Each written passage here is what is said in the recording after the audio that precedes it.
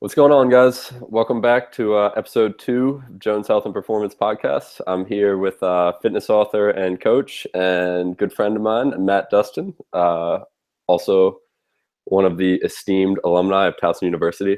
I hope you guys are watching this. So Matt is a online coach, personal trainer, and also a fitness author. Has been published many places. You have a book coming out in April, yes? Yes, April. Yeah, so nutrition and diet book coming out in April. It's on carb cycling, correct? Yep, carb cycling for fat loss, correct. Cool. So yeah, we'll talk about that in a little bit. And then a couple other places you guys can find Matt, bodybuilding.com, Elite FTS, Stacked. So go ahead. We'll post some links to his stuff below here when we're all wrapped up and said and done. You guys definitely check it out. I know I have, and I've applied a couple of things. Actually, the one article you had on bodybuilding.com about like training for athleticism, that was huge for me because God knows I was slow and oafish before reading that. That's awesome, man. Thank you. Yeah. All right. Let's get into a little bit. So that was kind of my mediocre introduction. What else did I miss there, my friend? Oh, also you wrote for personal training manual, right? Certification?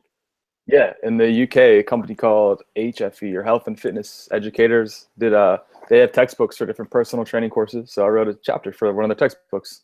Very cool. That's awesome. Right on. Yeah. And then what'll be the name of your book when it comes out in April? It's literally just called the Everything Guide to Carb-Cycling.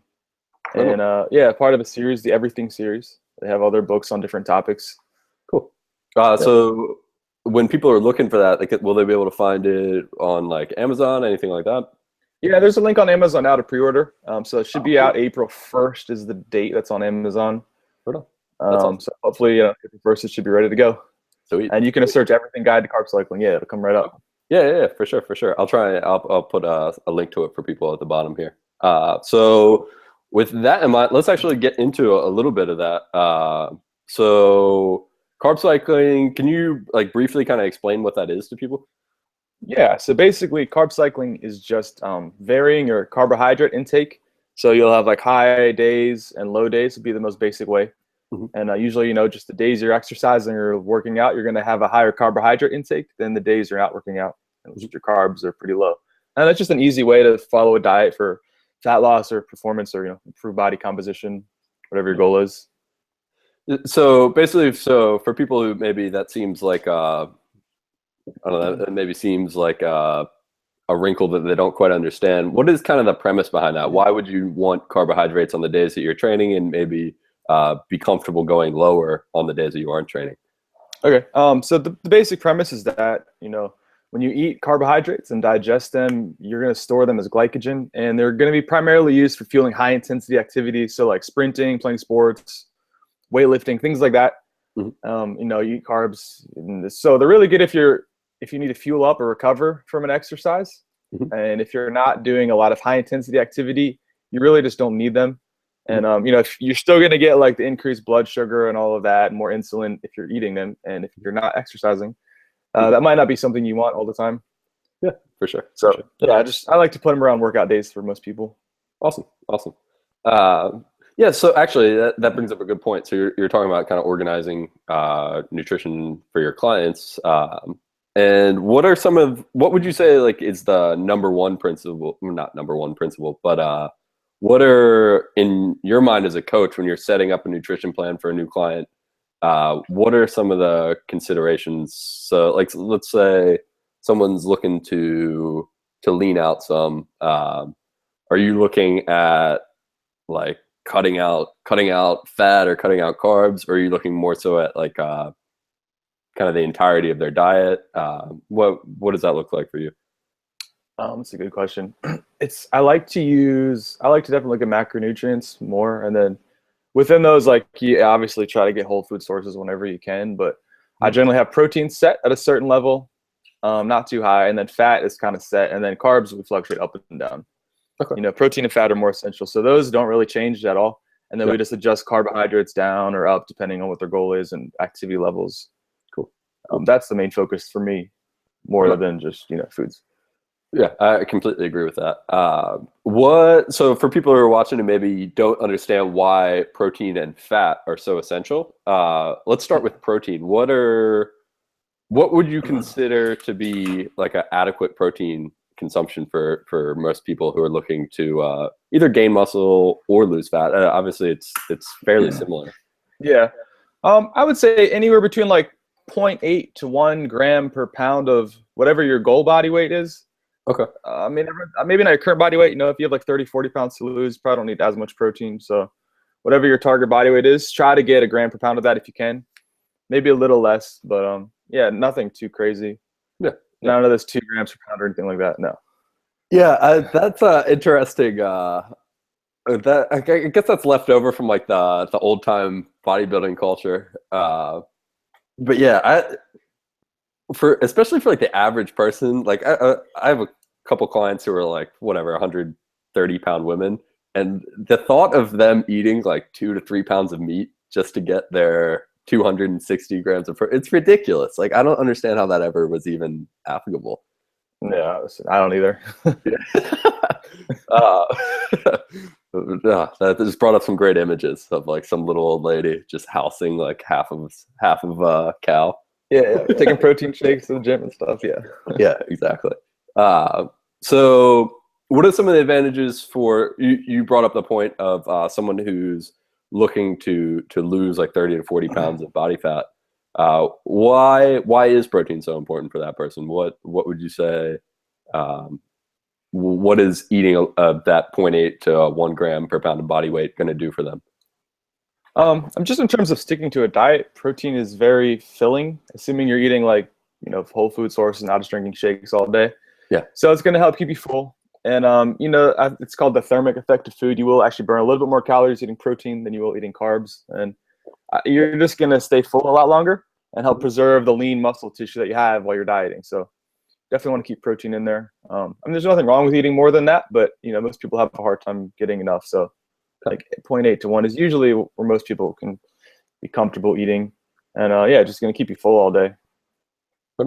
Yeah, that actually brings up a great point. A lot of people will worry quite a bit about carbs or fat intake, but the research out there, actually, in particular, one of the champions of this is a man named Alan Aragon, who I suggest all of you guys look into. He's a really, really quality professional in the nutrition industry. But he has come out among many, many other people and said that one of the biggest determinants when you're losing fat and the success of maintaining your lean body mass, which is important for all of us, because lean body mass, muscle, bone, and anything associated with that, that's going to determine what your metabolic rate is. So if we're losing body weight, but we're losing lean body mass, you're actually going to end up in this kind of standstill position where you have to keep eating less and less and less in order to keep losing mass. But so his kind of collective research, and then also quite a few other people's, have said that the big determinant is total calories that you're eating, one, and then two, how much protein you're taking in. And that is much more influential for most people than carbs and fat, assuming you aren't doing anything ridiculous like eating 0 carbs and 0 fat.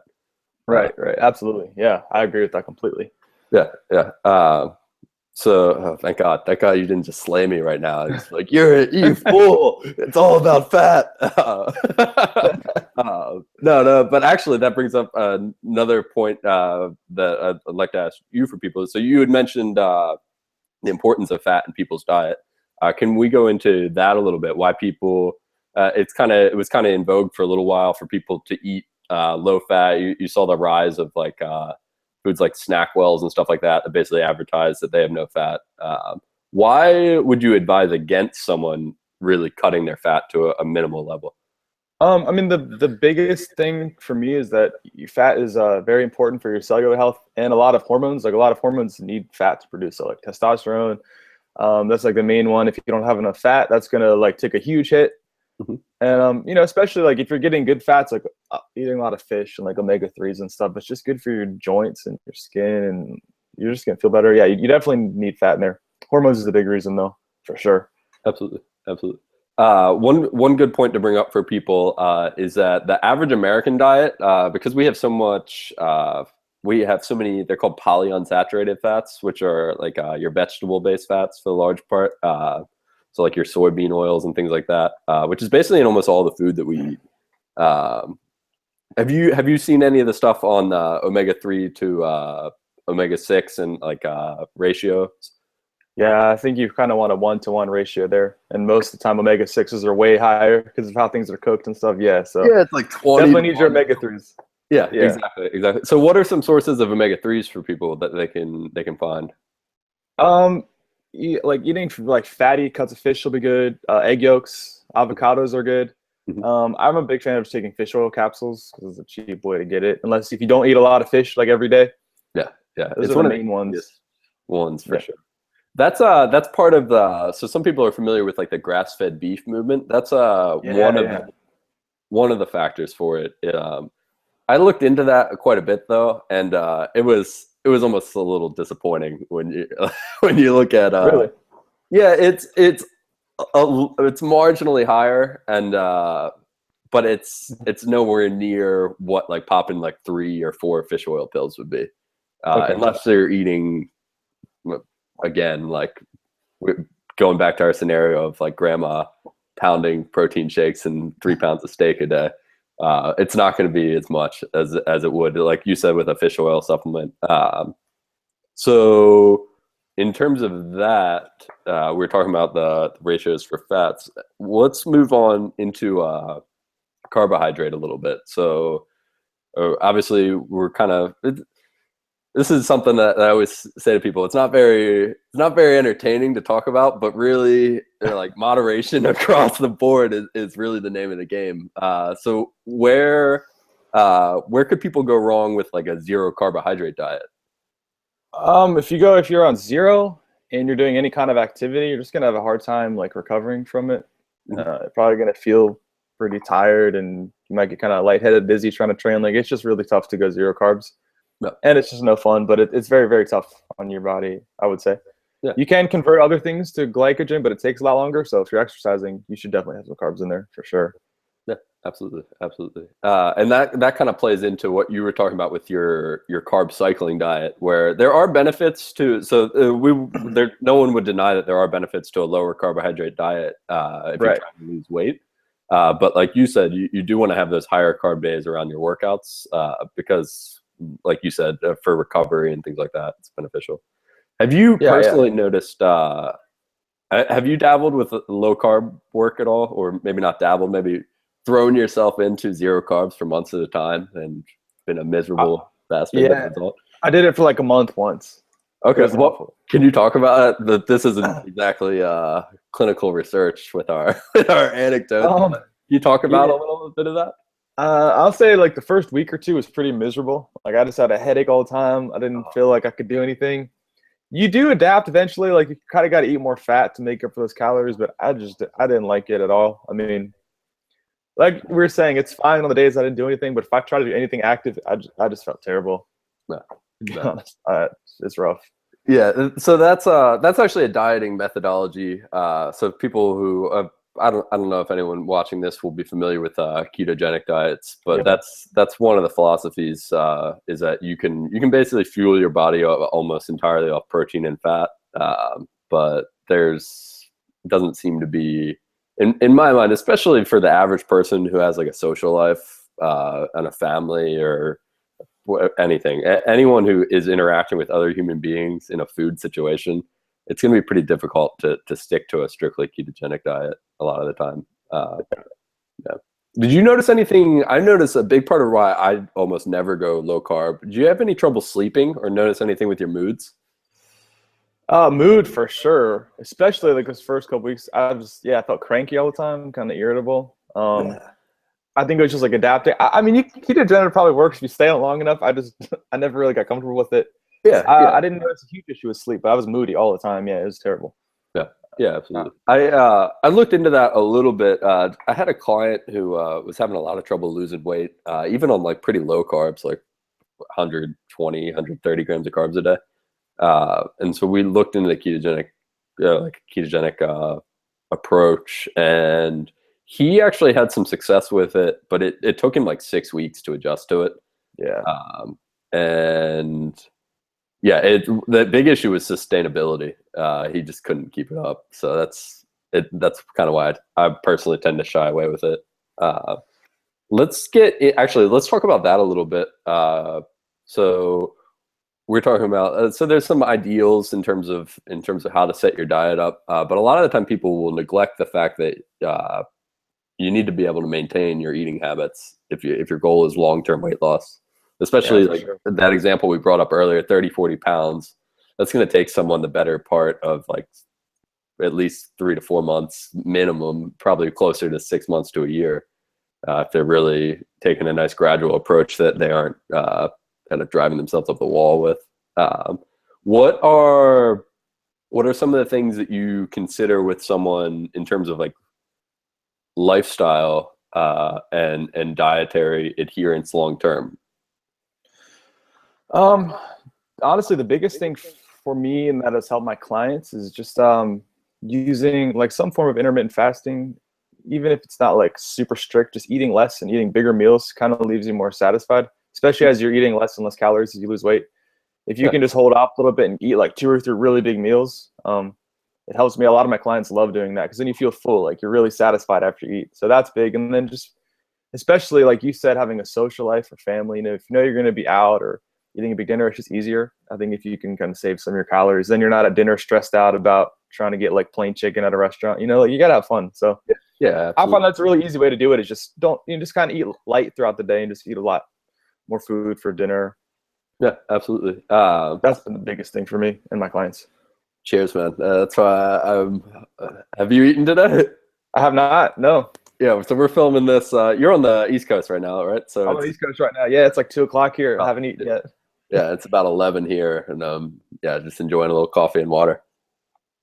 Yeah, that's something too. Like to me, that's easy. Once you get used to it, it's just a really easy way to stick to diet. Yeah, absolutely, absolutely. I think you brought up a great point. Most people's lives are social later in the day. Like the average Yeah. person wakes up, they have a 9 to 5 job. They don't necessarily. So a lot of the time, people will hear that breakfast is the most important meal of the day. Can you speak to that at all, either in personal experience or kind of what the information out there would say? From Yeah. someone who's hearing us talk about this and says, "Oh, what are you guys talking about? Like, I've been eating oatmeal every morning, thinking that this is the key to my physique." Yeah, no, so I mean that's common. A lot of the research that it shows that it doesn't really matter like how you time your meals at all. All that really matters is your total food intake for the end of the day. So as long as that's consistent and you don't change that, you can shift all that into the later part of your day if you want to. Um, Yeah, and there's other benefits to intermittent fasting too, but the big one is just, yeah, it doesn't matter when you eat or how many meals you eat. As long as your total calories are the same, yeah, you're gonna get the same results. yeah, absolutely, absolutely. What are some of we're kind of getting into the fasting methodology a little bit, and actually, this is great. This is something I'd really like to talk about with people because it kind of breaks that. I don't know. We have a weird. We live in a kind of a weird environment where they think that skipping a meal is suddenly like an eating disorder. Uh, Right. what can you? It's I've had clients who are just like, well, I can't skip meals, so that's unhealthy. It's like, what are so for someone who's going to start experimenting with kind of whether it be like formal intermittent fasting, which is basically actually we didn't even define intermittent fasting. Can you tell people what that is? That's a good point. Basically, intermittent fasting, you just have a set like window of time where you eat your meals. So it could be like 8 hours or 10 hours. So if it was like 8 hours, you could eat from like noon to 8 p.m. every day, and then the rest of the time you're just not eating any food. Yeah. So it usually just means skipping a meal. Exactly, exactly. And that kind of goes into an interesting point. So a lot of people, one of the big reasons that people believe that breakfast would be the most important meal of the day is some of the ways that your body changes its response to food. Is it basically uh, it is more sensitive, more or less, to the meals that you eat after extended periods of not eating. And that's where breakfast is basically, so people will hear like intermittent fasting. They'll be like, oh, why am I going these extended periods of time without eating? But what people don't realize is we all do it every night, basically from your dinner time or whatever your snack was right before bed until the morning. If someone wants to experiment with it, do you recommend like a particular style to it? Like I know personally, I always just push my breakfast or lunch or whatever back as long as I can because it's easy. You already have that 8 or 9 hours from sleeping. Yeah, that's exactly what I said. Just start by pushing your first meal back as long as you can. Yeah. What I've been doing that's been really helpful, actually, I learned from Greg O'Gallagher, is just wake up and drink sparkling water. And I used to drink a lot of coffee when I first wake up, but I drink a bunch of sparkling water, and that kind of kills my appetite. And then like a couple hours later, when I start to get hungry, then I'll drink coffee, and it has a stronger effect because I haven't had any food, and then it kind of blunts my appetite again. So those are the two big keys. If you can just push your first meal back 3 or 4 hours after you wake up or longer, just start there, and then you can push it back further and further. But yeah, just start by eating breakfast like 3 hours later if you can, and see how you feel. Absolutely. One interesting point to bring up for people who are maybe a little bit further along the line in terms of getting leaner. We're now just like dropping names of people left and right. So you mentioned Gregor Gallagher, but one of the things that so Martin Burkhan was one of the first people to really his website's leangains.com. Do you remember back in the day, actually, when we were much younger, when we discovered that was a professor who introduced us to that, wasn't it? Yeah, that's when I first tried intermittent fasting. Yeah, when we talked about lean gains. Yeah.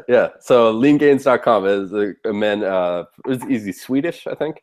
Yeah, he's Swedish. Yeah. So Martin Burkhan was one of the first people to kind of, as he said it, put his ass on the line and challenge the dogma of like eating 6 meals a day.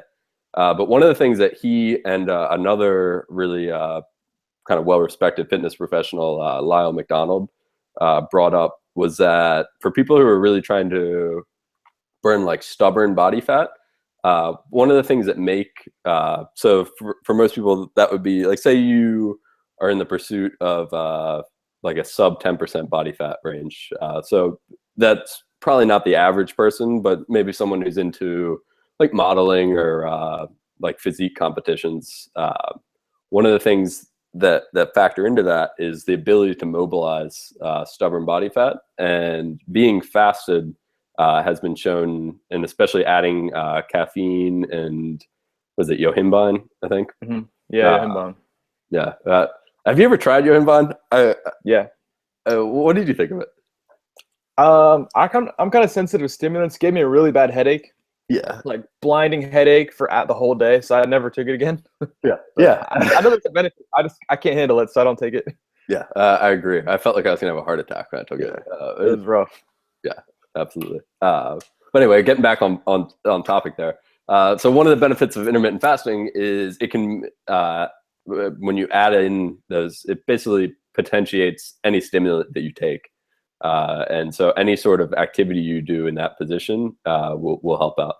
Now, one of the things to remember there is that at the end of the day, like you said before, it comes down to what your total food intake is, what your macronutrient profile is that you're eating. So, but yeah, it's definitely one tool that people can use for sure. Yeah, definitely.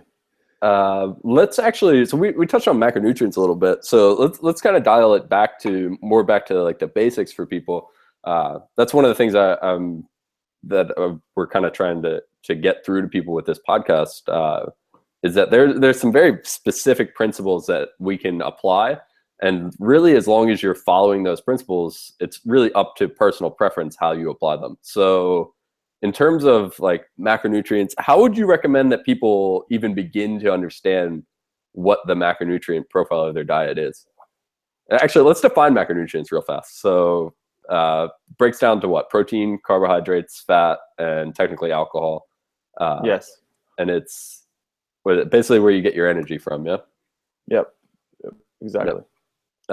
So the macronutrients you eat will decide how many calories they'll provide, the calories that you need for energy. And then what are the ways that people can kind of get a grasp on what they're eating in terms of macronutrients? Uh, just tracking your food for a few days is really big. I know that's something we also did in school. Yeah, Either like writing it down or using an app like MyFitnessPal is good, or just kind of track everything you eat for a few days. Like, don't try to change, just eat what you normally eat, and then you can see like what your average intake is. I think that's huge. You don't have to track forever, but I think everyone should track their food for like a week and just get a really good picture of what they're absolutely, eating. absolutely. That's That huge. is a great point. Just a week. Like most people, that's Yeah, all it takes. You're gonna find yeah, these gigantic, like kind of. I find that most clients, when I have them do that, they're like, "Holy shit! I had no idea I was eating like 3 times the amount of carbs as I was eating everything else," or things like that. exactly. Yeah, that's everybody. Yeah, just track your food for a week and go Yeah, from there. yeah, definitely, definitely. And you mentioned what are some of the techniques you recommend for people, or some of the and you mentioned an app that people can use. Yeah, so I'm a big fan of MyFitnessPal is one because you can get it on your phone and just like scan labels if there's food. It has a lot of restaurants in there. And if you want to see just macros, there's an app that we're gonna name drop again called it's on the Regimen Macros app, Yeah, like the Conti's app, which is awesome. So simple. Like it just shows you protein, carbs, fat, and calories on your home screen. yeah, Really, really, really easy. That's probably my favorite. But yeah, if you're just starting, MyFitnessPal is easier because you can just type in like Chipotle bowl and it'll probably be in there. So yeah. you have more food options that way. But those are the two apps I'd recommend. Or you could handwrite it down, I guess, but that's Absolutely. hard. Yeah, yeah. You could, yeah, and at that point too, you're almost like forced to eat only at home. Right.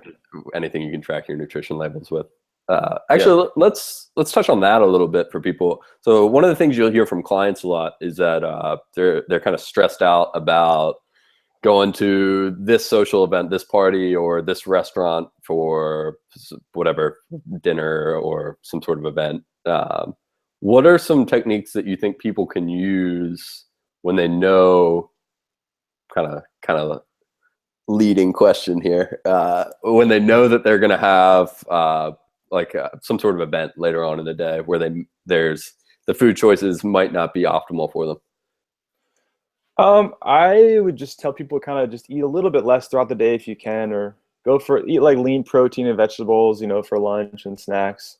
Try to save a lot of your carbs and fat for the end of the day because that's usually what you're going to go to these social events. Mhm. And then, try not to go into the event starving because then you're just going to eat everything in sight. So, Yeah, like for me, I'll just kind of graze throughout the day. I try to have a snack or like when I get there, eat some vegetables or something if it's available, or protein first and then go. But yeah, you don't want to go into this thing starving. I think that's a big one. yeah, But absolutely. save your Yeah, calories and have a snack before you go.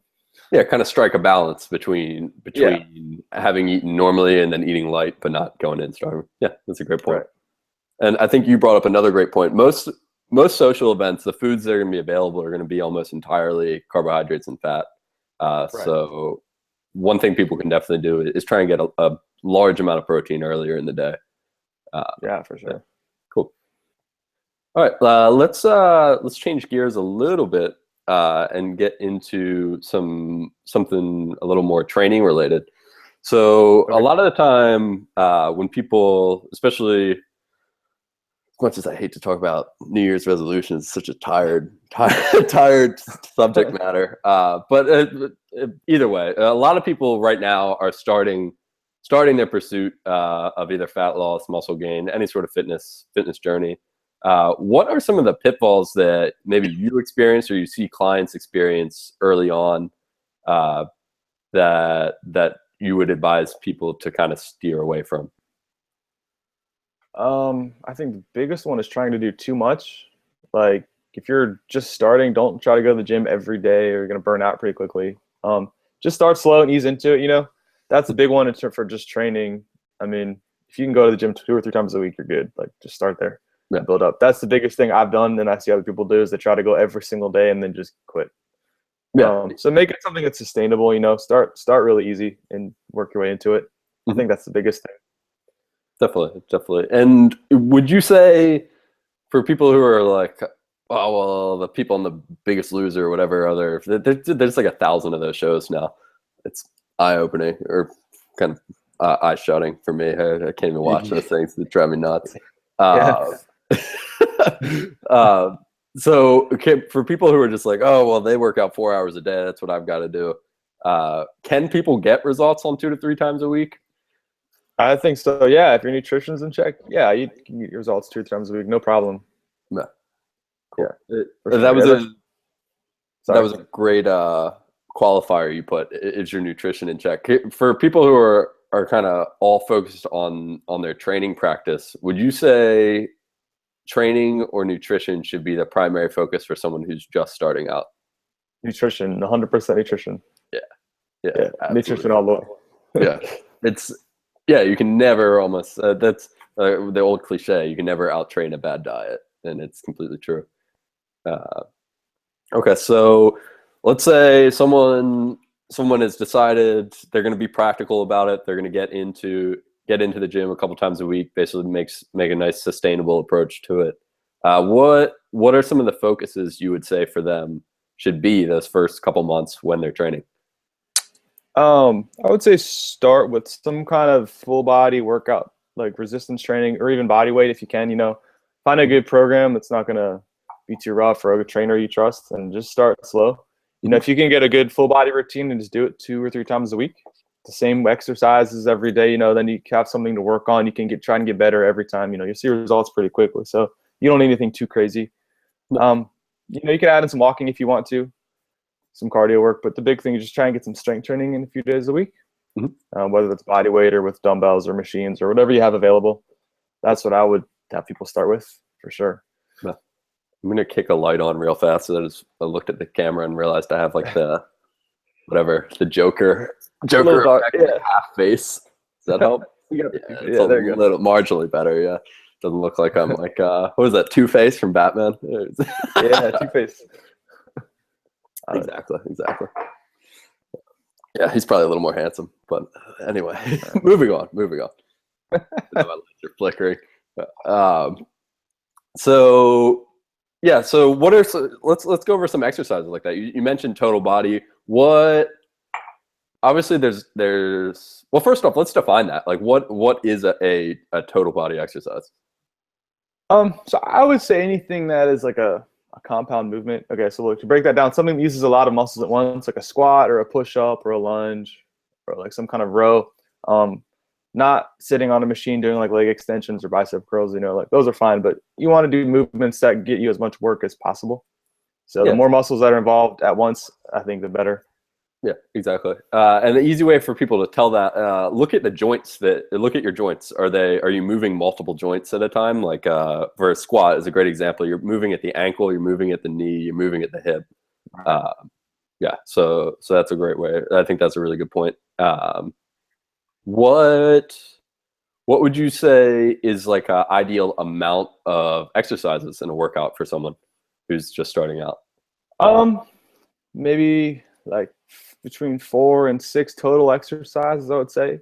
If you get like 1 or 2 lower body exercises, 1 or 2 upper body, and like maybe a core exercise in there, I think you'd be pretty good just starting out. And you can always add to that as you go. Sure. But if you did like a squat, some kind of lunge, like a push up, a plank, and like a row or something, like a rowing, actually, you'd be good. Yeah, absolutely.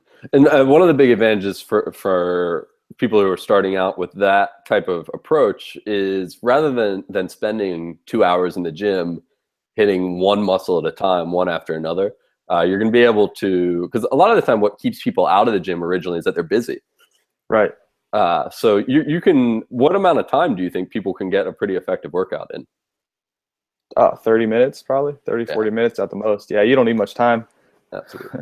Yeah. And that brings up a good point. A lot of people will say, I don't have time to work out. If just straight up, not to be rude to anyone, but if you don't have 30 minutes, it's just not a priority to you. Exactly. Which is, it's not an issue. Just be real with yourself. Right. Yeah. Okay, cool. So getting into, you had mentioned upper body movements. So the classic upper body movement, what people think of in the gym, is the bench press, obviously. What are some ways that people can do something besides lay on their back and press things overhead? I like push-ups a lot. Push-ups are good. You can do those anywhere. Like any kind of row, if you have like a TRX or even like a Smith machine, just kind of get underneath it and do like some body weight rows. Chin-ups are good if you can do them, or assisted chin-ups, depending on your strength. I mean, some kind of like chin-up machine, or have someone help you. Use a band. You're probably not going to do chin-ups right when you start, but that's a good one to work towards. Anything where you're standing up, you can use cables. Just the bench press probably not the best for someone just starting out. Yeah, absolutely, absolutely. What are so like the average person walks into a gym? What are some of the considerations they should do? So, some people worry about hurting themselves when they're in the gym, and Yeah. you hear a lot of people hurt themselves in the gym. What are some of not to kind of like qualify everyone as saying like everyone is the same, but mm, let's assume the average person who works a 9 to 5 job, most people are working at a computer. What are some of the first exercises you would introduce them to, and what are some of the ones that maybe they would want to hold off on for a little while? Let's start. That was kind of two parts. Let's start with the first one. That's a good question. I think a squat would be good to work towards. You know, everyone's gonna be different levels of skill, but if you can work towards getting a good body weight squat, then you start at weight. That's a big one. Being able to hold a plank the right way will be good. Mhm. Some kind of hip exercise. So like whether it's like doing like some kind of deadlift with dumbbells or like laying on your back and doing like hip bridges or glute bridges, those would be good. Push-ups are good. Just get with your body weight, I would say. Yep. Get someone to watch you, make sure your form is good and not going to hurt yourself. Yeah, absolutely. You should be able to handle your own body weight pretty well before you start using weights. I think that is a fantastic point. I think you see a lot of people walk into a gym and the first thing they do is pick up weights. And if Yeah. you can't control your own body through space, you have no, like I say, you have no business picking up weight, but you don't really need to yet. Right. And you're going to get a lot more gains out of learning to control your own body. Absolutely. Yeah. And a big part of that for people is the average person walks around only able to access like a tiny fraction of their muscular ability, and the factor that people aren't looking into is their nervous system. So those big exercises with your body weight will kind of train your nervous system through these movements, and you can build coordination before you start adding extra weight and extra kind of force and tension on the joints. Yeah, definitely. So what are some exercises that you would say the average person kind of has no business doing initially? Initially, probably anything with a barbell, bench press. You don't want to. I wouldn't start with like a back squat or a front squat. Mhm, Deadlift's kind of questionable, usually for most people. mhm, Um, you know, anything where you're lifting something pretty heavy, mhm. or you got something above your head or face or a barbell, like there's better risk of hurting yourself. You know, start Yeah, with something you control. Like you don't want to be trying to put something above your head that you could drop and knock yourself out. Like absolutely. not a good plan. One of the things for people too to realize with the barbell is that, or any machine, is that it's kind of a fixed path. So a lot of the time Right. we'll walk in the gym and we won't have any idea that, say, like our pecs are tight and maybe our shoulder doesn't have a full range of motion. If you put a bar on there, you're completely fixed. Whereas if you have like a dumbbell, I'm about to punch my computer here. With the dumbbell, you can get like a full rotation coming through, and that can be really beneficial for a lot of people who maybe don't realize that they have limitations. Yeah, definitely. That's Yeah, a really good point. Yeah, machines can be. Yeah, I wouldn't use machines until you know your body better. That's a really good point. yeah, yeah, definitely. Yeah, the machines. Let's kind of flip that a little bit. So that's kind of in vogue too, telling people that they should never do that. Machines are useless. You can't get any benefit from machines. Where is there a place in people's workouts for machine work, do you think? I think so. Yeah, I use them. I use Yeah, machines sometimes, for yeah. sure. Yeah. What kind of, can you give me an example of some of the places where you consider them appropriate? Yeah, so I think once you're like at an intermediate level or above and you kind of have a good sense of your body and you're used to training, like they're really good to fatigue certain muscles.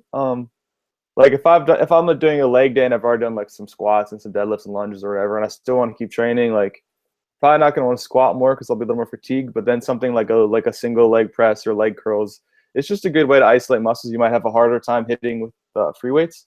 And you can also train a lot closer to failure safely because you're not going to hurt yourself on a leg extension. Like if you fail, it's just going to drop back down versus if you got a bar in your back. So I think it's a really good way to train like to failure or past it.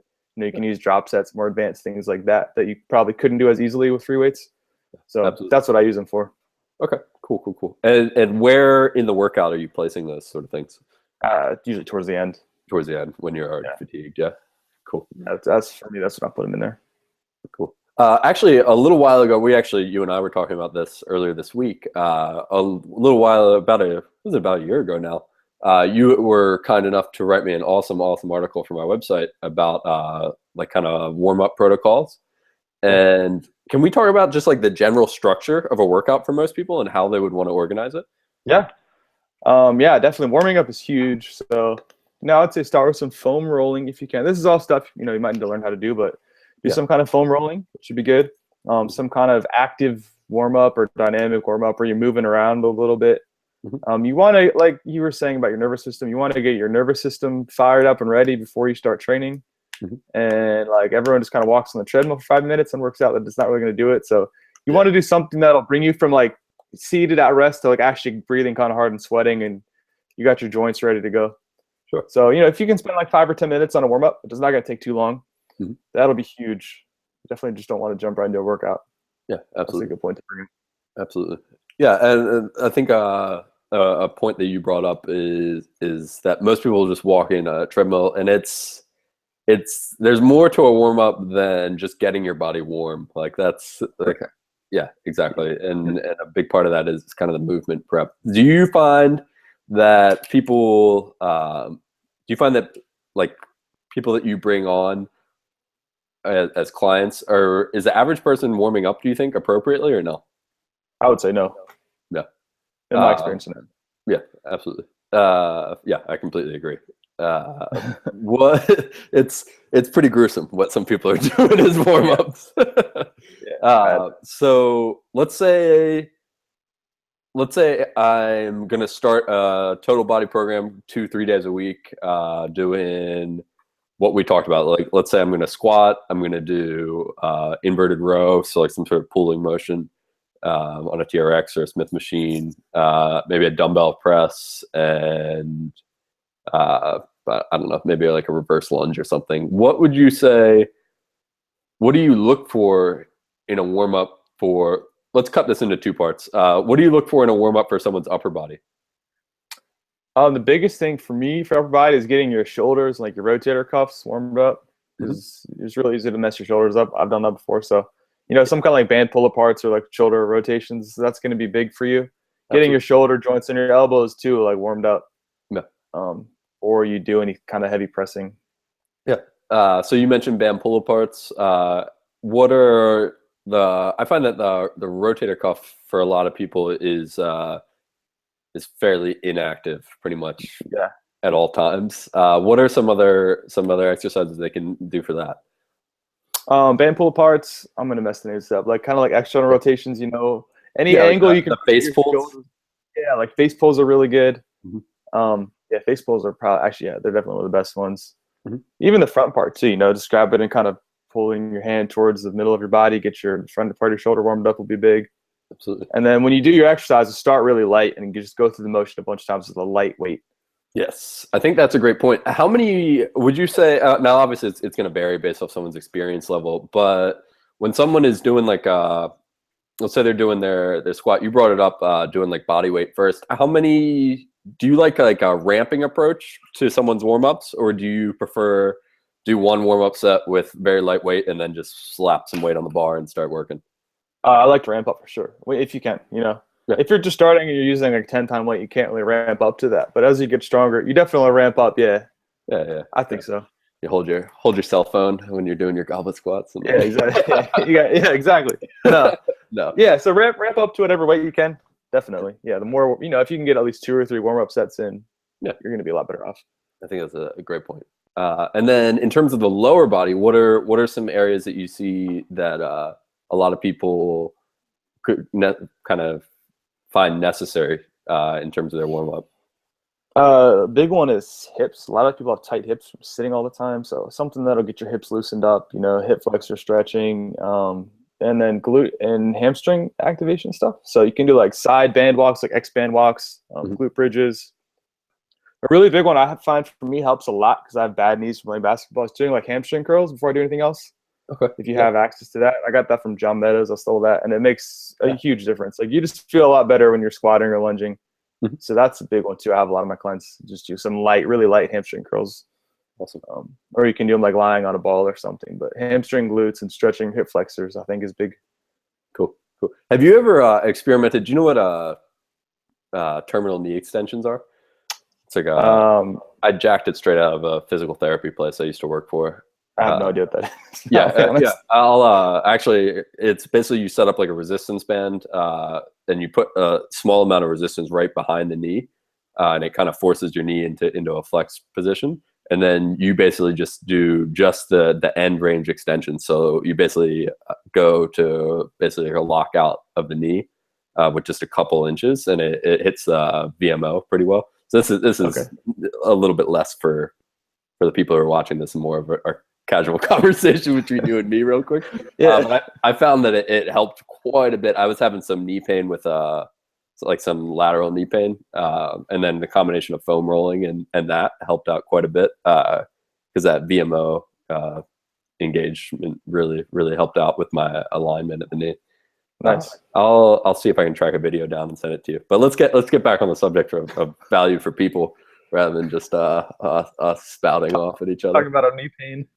yeah, our old man knee pain style.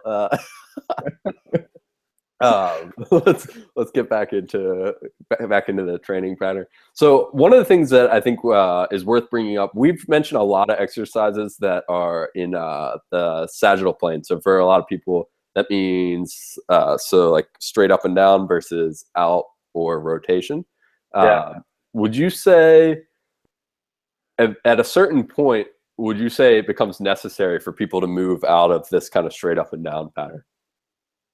Yeah, I think it'd be really beneficial for most people. Yeah, doing side lunges or rotations. Yeah, like you said, just moving different planes of motion. Yeah, absolutely. Now, do you think that people should? Do you think that there's some qualifiers for that? Like, do you think that people should master being able to do a squat before they move to the side, or do you find that the faster you can get people moving in multiple directions, the better? That's a good question. I would say for like legs, like doing side lunges and moving side to side. Squat, I don't care about as much, but you should be able to do like a reverse lunge. I'd say it'd be good and control it. And then, start slow with the side lunges. I haven't really thought about it. That's a good question, honestly. Not as much of an issue with rotation, but if you're losing your balance when you're trying to do side lunges, that's not good. So yeah, you got to get your balance. But absolutely. I think we're just gonna keep it rolling. I think I was reading an article from Eric Cressy a little while ago. One of the big things he brought up that was, I think, a great point for coaches, is that anything that you do on a single leg has an element to it that isn't sagittal, because you have to stabilize the body through space, and when you're on that single leg, you're going to get that deviation side to side. And so for a lot of, he brought up a great point where he said before he'll have athletes or clients start to really focus on lateral movement or rotational movement, you make sure that they're strong on one leg first and coordinated on one leg first. Yeah, that's a good point. Yeah. So you mentioned reverse lunges. Most people, when they think lunges, they think that dumbbell, that whatever, that fixed barbell weight on the back, and then just walking and letting their knees like fly left and right. Why is that not necessarily a good idea for the beginner, and why do you like the reverse lunge? I like the reverse lunge a lot because it's a lot less pressure on the front of your knee. Like you don't have to like stop your entire body weight through like the front of your knee. So it's a lot easier on your knees if you have knee pain like we do. Yeah. And then I also find too, it makes you slow down and think about what you're doing. Like it's a lot harder to keep your balance when you're stepping backwards. So it kind of forces you to be a little more controlled with your movement. Versus if you're tired, anyone can pretty much walk forward with lunges and your form can be terrible, but you're not going to fall over necessarily. But with the reverse lunges, like you really have to be upright and keep your form good and slow down. It makes you slow down a lot. So yeah, I'm a really big fan. I don't really ever use walking lunges, to be honest. Yeah, me either.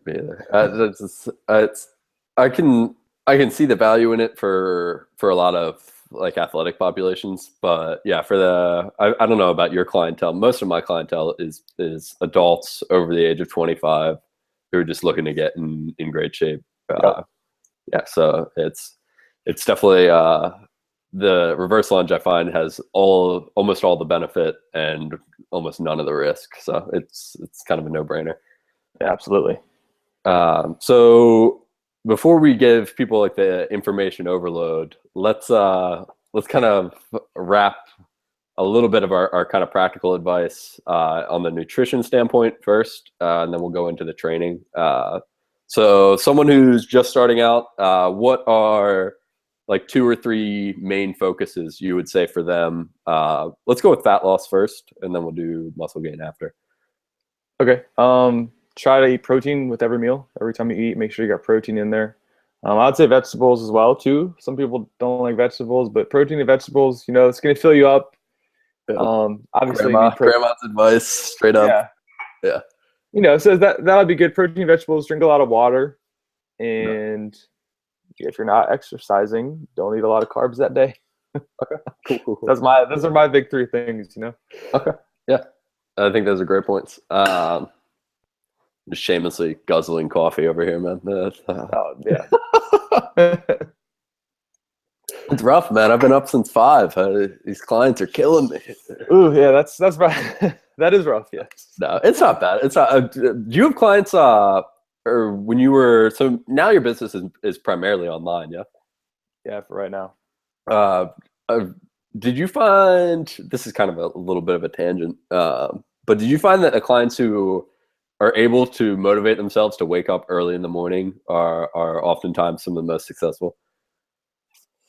I'll be completely honest. I didn't work with a lot of early morning clients. Okay, right on. I would just kind of like not take that shift, or like I would just tell people I'm only available. I would be there late at night to like 10 or 11, but I never did early mornings. So you'd have to have a death wish to work till 10 and then wake up at 4:30 to go meet someone the next morning. Yeah, I can imagine they would be more motivated for sure, because I know like the people I know who train early in the morning usually pretty dedicated, but I just never had any desire to get to the gym at like 5 a.m. So I just said no to those clients. I got you for sure. What was I gonna say? Do you find that making some sort of like sacrifice, whether it be waking up super early or maybe training on the days that you feel like just blowing it off, do you think that is beneficial for people, or do you think they should always do something that they should only do things that come conveniently for them in their lifestyle?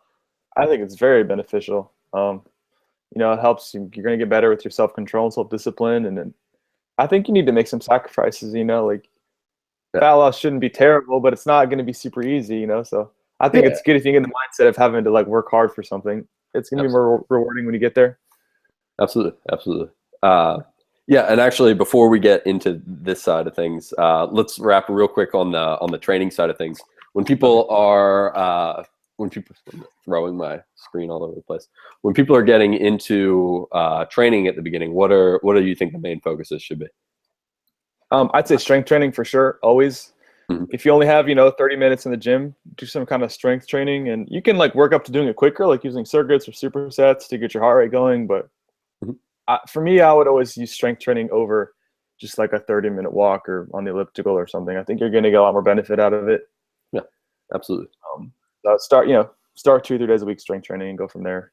And if you have time, you can add extra stuff, but don't skip your strength work. Absolutely. Okay, cool. All right, let's get into a little bit more of like the mindset side of things. We were talking about the benefit of making like a little bit of sacrifice with your any pursuit of a goal that you have. What do you think from a mindset standpoint? What do you think one of the more essential aspects for people when they're kind of undertaking a new program? What kind of state of mind do you like them to be in going into it? That's a tough question. Yeah, I think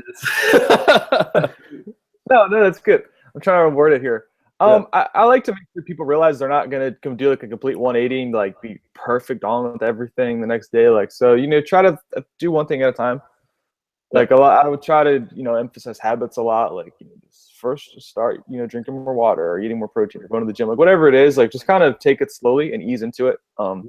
I think that's a huge thing, because if you try to start a brand new program and that changes every single aspect of your life, like there's no way you're going to stick to it. So just pick 1 or 2 big things and focus on those for a while, and you can move on. Yeah, that kind of big that. Have you heard that philosophy of like you getting the big rocks in first and then putting the Yeah, small ones in after? Yeah, yeah, yeah. That's what I try to emphasize with people. 100%. Okay, and then when people, you brought up a great point. People are inevitably going to fail, especially early on. Right. What do you think some of the benefits to failing are for people? You can learn from it. If you can find a way to get past it, and not just feel guilty about it forever and beat yourself up, and just kind of objectively look at it and like, figure out if it was a trigger or if a craving or whatever it is. Like, I think you can learn from it. Mhm. If you're snacking late at night all the time, you can figure out why it is and try and find a workaround, or Mhm. kind of figure out what it is. That's an example, but I think there's definitely benefit to failing. You learn something about it. Yeah, yeah, You should be absolutely. able to anyway. Absolutely. What I think you brought up a great point. Rather than just like beating yourself up on after the fact, do you find that a lot of the time when people are coming to you as a trainer, they are in a position where they feel almost like this is getting back into the more formal education side of things. Do you remember exercise psych? We talked about learned helplessness. Yeah. Uh, do you ever find that people have kind of convinced themselves that it's impossible for them to make progress? Yeah. I wouldn't say it's super common, but I definitely have run into that. Yeah. What Just giving are up and Yeah. What are some ways that you kind of help to build confidence in those people, and people who are maybe watching this who feel that way can build confidence in themselves? I think the biggest thing is just focus on behavioral outcomes, like not necessarily results. So just set yourself a goal of like going to the gym 3 days a week, or not eating a certain food, or just set little things and just try and work on that practice or habit, whatever it is. Mhm. And like, don't get all up in your head about the scale or how you look, or if you're gaining weight or losing weight or whatever it is. But Yeah. if you make your goal just to go to the gym 3 times a week for the rest of the month and just focus on that, you're gonna, you're accomplishing something. It's gonna build your confidence a little bit, versus if you're just focused, like we said, the scale or whatever. I Yeah. think that's really big. Focus on actions instead of outcomes, I guess, would be an Absolutely. easier way to summarize that. Absolutely. Absolutely.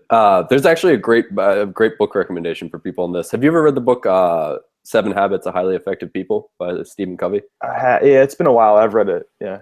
Yeah. So that kind of is a good point that he touches on, which is basically, so there's two spheres for people. There's your sphere of influence, and then there's your sphere of concern. And he says that effective people basically focus on that which they can influence and try not to let their concern be so much greater than that. So basically, like you said, focusing on what you can control and then letting the outcomes kind of come at their own pace. Yeah. Cool, cool. What are some of kind of realistic outcomes that people you believe can shoot for? Or does that make sense? Like things to focus on, or Yeah. So yeah, sorry, that was a lame duck question. no, it wasn't. No, not at all. I just want to make sure I'm like processing it the right way. I just heard I used the phrase lame duck question. Do you remember this is kicking it back to like early 90s. Do you remember the game Duck Hunt, man?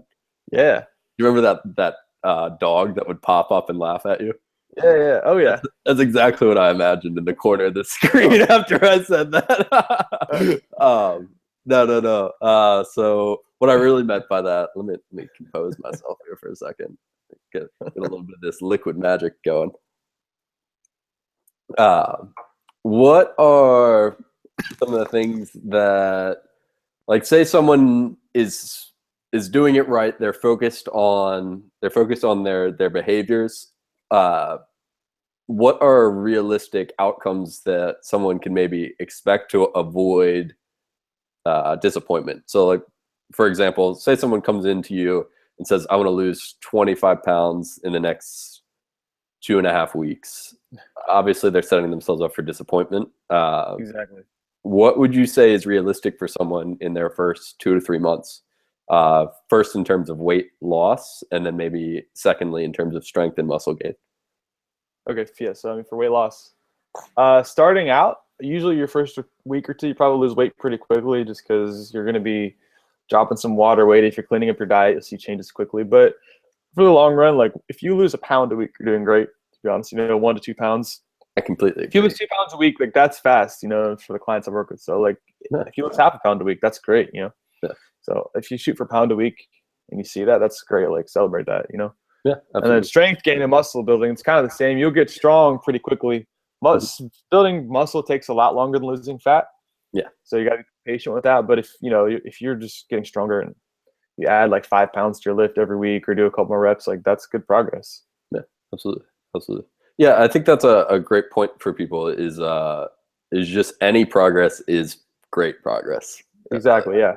Yeah, that's we don't have the option to choose what happens. All we have is the option to kind of choose what we're doing. So yeah, Yeah. I think you brought up a good point. And for people who are maybe like busting their ass, doing everything right in terms of diet, let's say they have a week where they do everything right and the scale doesn't budge. Do you think that's a problem? No, it happens all the time. Yeah, yeah. And You do you know, find you get, that? What were you saying? no, no, go ahead. Sorry. No, no, you're cool. What what might be happening there for someone who's concerned and maybe finds himself in that situation? I mean, that could be anything from just you ate some salty food and you're holding a little more water, or you just get stuck. There's so many factors that go into it. Yeah, I mean, I've seen all the time people will stall out for 2 weeks and just drop like 4 pounds. Like, it's not a smooth linear path. Like, you're not going to lose a pound a week forever and just nothing. Like, yeah, you're going to have ups and downs. yeah, absolutely, absolutely. And do you think that is there a time frame where maybe it is something you need to adjust? Yeah, I usually go like 2 weeks. So if your scale's been about the same for like 14 days and hasn't really gone down, then I would adjust something. Okay, But like a week, it's not a big deal. cool, cool. Yeah, that's right around the range I would tend to agree with you there. Cool. Let's kind of wrap our talk of this boring stuff up. This was great. This was really valuable information for people. Thank you, man. Appreciate your expertise on it. Let's get into a little bit more. Let's talk about your deep personal secrets, Matt. No, I'm just joking. Anyway, okay. Let's talk a little bit about your life, because I think it's kind of inspiring for people to a certain degree. I know we were talking before we hit the record button here about you made some big changes in your life in this past year, and I think there's some lessons for people to be learned from that. So can you talk on real quick just what you've done in the past year? Yeah. So in the beginning of September, I moved from Baltimore to San Diego, which is something I've wanted to do for a long time. And as part of that, I also kind of just stopped working in gyms, not necessarily intentionally, but I was training at like 2 different gyms and running my online business. And I gave all it up and moved across the country to a city where I knew only one person when I got there, Yeah. which is kind of scary. But that's a big change for me. What For sure. did you have some kind of apprehension about that?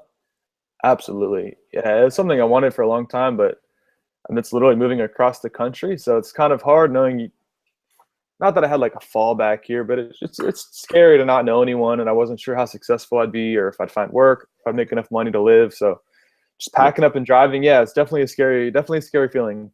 yeah, yeah. Took a little bit to adjust. Yeah. I agree. I agree. What can you say for people? I think a big thing. So we talked about this a little bit. There's some kind of similarity between that and my move from Baltimore to the beautiful sunshine. Yeah. State of Yeah. Very, SoCal. very similar. Yeah, yeah, yeah. We basically grew up same area, moved to the same part of the country. I found that one of the best things, and this could be helpful for people generally, is to envision the absolute worst case scenario. Yeah. Did you think about that at all when you did it? Yeah. I still think about that sometimes. Yeah. I think about that. Yeah. I didn't have a job lined up, so I was just kind of going there hoping something would work out once I got there. And Yeah, yeah, I mean, I definitely thought about absolute worst case. yeah. And when you hit it, when you thought about it, was it that bad? No. Yeah, I think a lot of people, what we tend to do is worry about kind of protecting our ego and like our identity. You know what I mean? Like if you it's a sign from above. You guys can't see this. My lights are all like flashing all over me. It's like you can't talk about your ego, you egomaniac. Look at you talking about yourself again. No, but a lot of the time, like when we think about a worst case scenario, and this applies for people's nutrition stuff especially, a lot of the time, like our example of moving across the country, like absolute worst case scenario, yeah, you end up like living out of your car, but one of the benefits to living in our environment is that it's not life or death. You know what I mean? Right. And if anything, all it is kind of like the shame of talking to your family and friends and being like, yo, I failed. I failed miserably, and now I had to readjust. Do you think that people can apply that to maybe their health or fitness goals, or maybe even their career goals? Like this is obviously for you that was kind of a career and life oriented thing. You know what I mean? Yeah. I mean, um, I don't think failing with it sucks for your ego, but I feel like honestly, most people would at least respect you for trying, and if you don't, you're probably gonna regret it, you know. Yeah. And Exactly. I've really grown a lot as a person since I moved. Like I've been working a lot harder, you know. I think a lot of good came out of it. So Yeah. yeah, it's like you're saying, even at the worst thing that happens is right. You live out of your car, and yeah, it's not life or death. You know, nothing. No, it's not terrible. Like like fortunately for me, I don't have like a family to support or anything, so Yeah. it's not like other people are going to be negatively affected by any failure I have. Mm-hmm. So that made it easier. But yeah, I mean anything in life, you know, how bad can failure really be? Yeah, exactly. Exactly. Yeah. I think you brought up a great point. As long as you aren't like jeopardizing the health and safety of other people, almost any decision you want to make, uh, it's really just you fighting your own kind of will to be, I don't know, kind of like cool or Yeah, successful in other people's minds. Definitely. yeah. Uh, yeah. Do you find that is a big thing for your clients? Like I know a lot of my clients, they'll meet resistance from their friends and their families when they start to improve their health, and you'll get those kind of like side-handed comments about like, oh, you're not eating this, that, or the other thing, or not having a drink with us. Uh, Yeah. do your clients talk about that, or have you had people say stuff like that to you? Oh yeah, definitely. That's very common. Yeah, Yeah, but for what? sure. And I think those people are not just like jealous of you that you're doing it. I don't know. Yeah, You know what I yeah, mean? Like no one's really mad that you're getting in better shape or you're healthier. Like yeah, exactly. It's kind of you're holding up a mirror to them, I think, a yeah, lot. exactly. They just feel guilty that they're not doing it, so they just don't put you down. Yeah, yeah, exactly. Now, do you? I think that brings up another point, which can people can fall in the trap of. I know my clients have, where they start to like resent the people who are doing things like that. Do you think that means that these people want you to fail, or do you think it's just more of like a personal defense mechanism? I think it's personal defense mechanism, Yeah, to be yeah, honest. I kind of tend to agree there. Uh, let's get back into. I know we've been on here for a while, so we'll kind of start to wrap up a little bit. One of the big things that I really admired about your move out here was, like you said, you had almost no plans beyond, like, obviously you had a little bit of well, it's not like you're just winging it and approaching it. You obviously had a little bit of structure in terms of like you were going to continue the online business, the writing, which is I really enjoy your writing, man. It's a hell of a lot better than a lot of this health and fitness stuff that you read. It can be Oh, pretty mind thanks. numbing out there. Yeah, thank you. Yeah, yeah, for sure. What are some things that you found beneficial? Um, Obviously, like both of us do a little bit of writing, but that's not a formal education thing at all. What advice do you have to people who maybe want to get into a line of work or a behavior that they have no formal education in? The biggest thing is find someone who's done it who can help you and kind of be your mentor for sure. Like, Yeah, I mean, writing. I grew up reading and writing a lot. Like no one really knows this. Like when I started community college, I was a journalism major for like a year because I really wanted to be a writer. Oh, right So on. the writing side has always kind of been not natural to me, but something I've always been real interested in. Yeah. But with other areas of business where I know nothing about it, like it's just been reading as much as I can, you know. Yeah. There's a lot of good websites you can learn from for just about anything. And then, you know, finding someone who's successful that's like personally helping me has been the biggest thing for me for sure I've ever done. You want to name drop there, or we've been name dropping all day? Yeah, I could name drop. So I'm in a like mentorship thing with a guy named John Romanello, Okay. Roman Fitness Systems. Pretty successful in the fitness industry, and yeah, I mean he's helping me out for the last year or so, and then now we're kind of in like this formal mentorship thing, and that's just been huge because anytime there's a question or when I'm not sure what to do or something I've never done, it's good to have someone to kind of point me in the right direction and Absolutely. tell me like this is never going to work, so don't even try this. Like this you're doing is terrible. Stop this immediately. Like it's good to have someone looking in on you. Yeah, for sure, for sure. We were talking about failure and ego a few minutes ago, and like that's kind of one of the things that holds people back. Have you found that a lot of people can't take criticism like that? Have you noticed that? Yes. Yeah. Did you ever personally feel that way? Were you ever kind of like sensitive to criticism? And if so, how did you adjust to it? Yeah, it's still tough for me to be honest. Yeah. And we all obviously you got to realize they're not personally like attacking you. I mean, people who are actually trying to help you are not doing it to attack you. It is tough though. Yeah. You know, but I've always come out of it better. I mean, you know, it's good for your bit. Whatever it is you're getting criticized about, usually if it's from the right place, you're going to be better if you actually implement those changes. It is tough. I think you just got to do it over and over and get used to putting yourself out there. Yeah. Like with writing, you know, like you put stuff out and sometimes people are going to write nasty stuff, but then you just get used to it. Yeah, for sure. Yeah, criticism's still hard for me. Yeah. I struggle with that. Yeah, absolutely. I think everyone does for sure. It's, we all want to be, I don't know, like our heroes of our own little story, basically. Right. You want someone to confirm you're doing things right. You don't want a room full of people looking at your business and telling you everything that's wrong with it. Like, it's not fun, sure. But it's good. You know, you need that to grow. Yeah.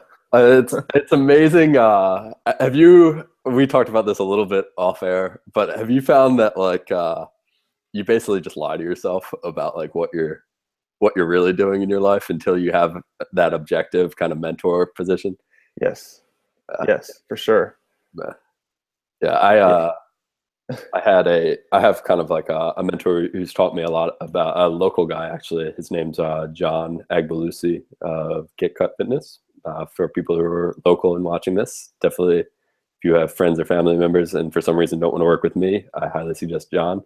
But one of the first things when we sat down and talked to each other was he was basically like, do you have any systems in your business whatsoever? And I like kind of stuttered and was trying to like kind of justify my basically not having a business, really just sort of winging it. And yeah, it can be tough. It can definitely be tough. But yeah, it's definitely a growing experience for people. Let's kind of wrap up a little bit here. So we were talking about the ability to accept criticism and the ability to kind of acknowledge the possibility of failure. Do you think that is something that holds back a lot of people from trying to make changes in their health or maybe in their life that they want? Yeah, absolutely. I think it's huge. Yeah. Where do you think some of the first steps for people towards getting out of that are? You kind of I think you just have to put yourself outside your comfort zone, and it's going to suck at first, but the more you do it, the easier it gets. You know, like for health and fitness, working with a trainer is, you know, that can be really hard at first, but you know, if you feel like you're not adequate, you feel out of shape, or they're making you do stuff in front of everyone else in the gym, like, but the more you do it, it just gets easier and easier. You just gotta want it badly enough to make yourself take that first step and actually start doing it. And then the more you do it, the easier it gets. Yeah. There's a great Ralph Waldo Emerson quote where he says that most people wait until they have the power to do the thing, but in fact, what you have to do is do the thing to know that you have the power to do it. And that's a really good quote. Yeah, I like that. Yeah, Emerson's the man. I don't know if you're obviously into reading. Do you ever read Emerson's stuff? I haven't read it. No. Yeah, it's I know powerful, I man. should. Highly suggest checking him out. Oh, There's a reason he's famous, man. He's definitely an inspiring dude. Um, let's kind of wrap. We brought up a little bit of a book subject. yeah. Do you have any books for people that you would recommend? Maybe Uh, about like lifestyle change or anything like that? yeah. There's a really good book called The Power of Habit. I read. Yeah. I'm blanking on the author's name, but it's really good. Duhigg. I don't know his Yeah, first name. something to be. Yeah, yeah. And yeah, they just talk about how like different companies and people have found success. They're building habits and Mhm. kind of making things like as automatic as you can. I really enjoyed that book. Mhm. That's the most recent one I read. That would be like lifestyle. I'm reading Yeah. a lot of like business books and then fiction books. Okay. Cool. Actually, I read The School of Greatness. That's a really good book by Oh, really? Lewis Howes. Yeah, I really enjoyed that book. Talks about how to find what it is you love and then do it, and it's got a lot of actionable steps in there, which if you actually follow can get you moving. So if you're thinking about doing something new, it's a really good motivational book and kind of help get you started in the right direction. So that's one I highly recommend as well. Awesome. Awesome. All right. Before this keeps rolling on, let's go ahead and wrap it up. Thank you so much for coming on, man. I really appreciate it. And where can people find you if they want to see more of your stuff? My website is theathleticphysique.com. And then Twitter just / Matthew Dustin, all spelled out. That's what I use the most. I'm on Facebook, so you can search Matt Dustin. It'll come up. Cool. All right. Awesome, man. Thank you so much for coming on. I Oh, really appreciate it. We'll have to do it again sometime. This is really fun. For sure, man. Yeah. Thanks for having me. Awesome. Cool. All right, brother. I will talk to you soon. All right, man. Sounds good. All right. Adios. Bye, guys. Thanks for watching.